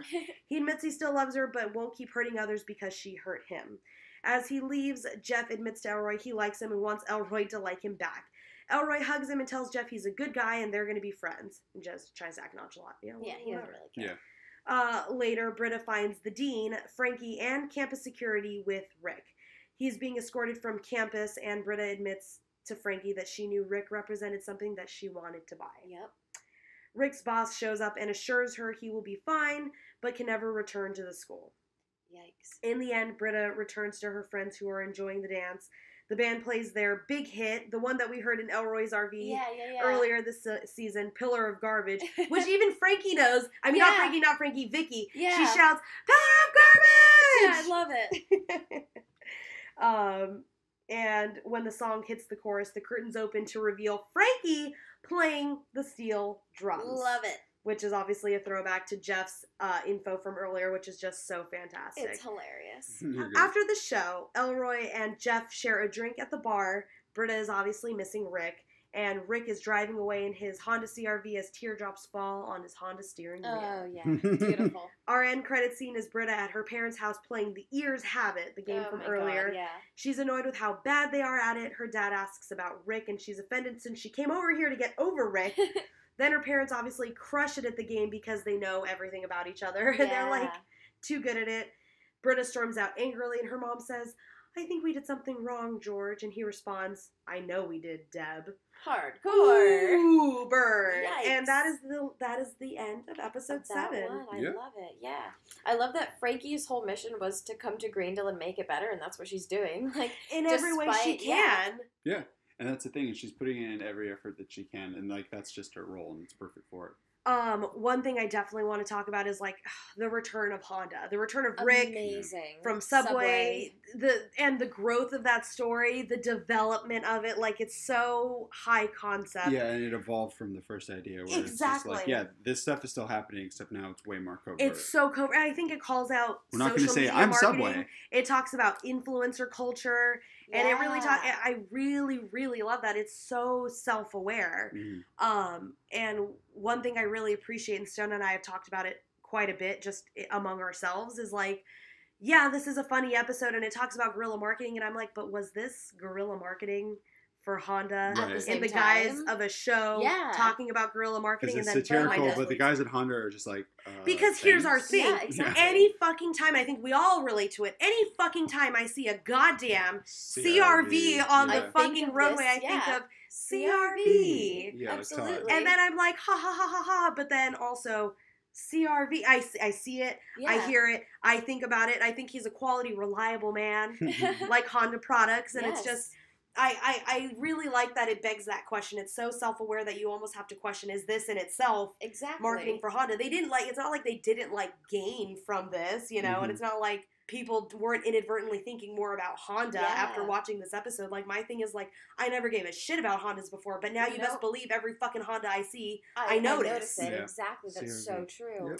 Yep. So I think that's really, really fun. And like I said, it talks about the whole influencer culture, talks about how things are sold to us nowadays and, the effects of it. And, I think it's a really fun episode. And I just think it's so cool to see the development of, of Subway into like Rick. Yeah, and then you see Annie and Abed going out of their way to really include Elroy in the group, make sure that he knows that they're friends with him. Mm-hmm. See Jeff dealing with the fact that he just can't be this cool laid back guy, but like also trying too hard doesn't work either. Yeah, and actually realizing he wants people to like him. Thank you, exactly, and like the actual importance of like being like, yeah, no, I do care about people, and I do want them to like me, and sometimes I can't always go about that the way that I want to, like just being cool and waiting for everybody to notice me. Sometimes I have to put myself out there and make people see that I'm a human fucking being.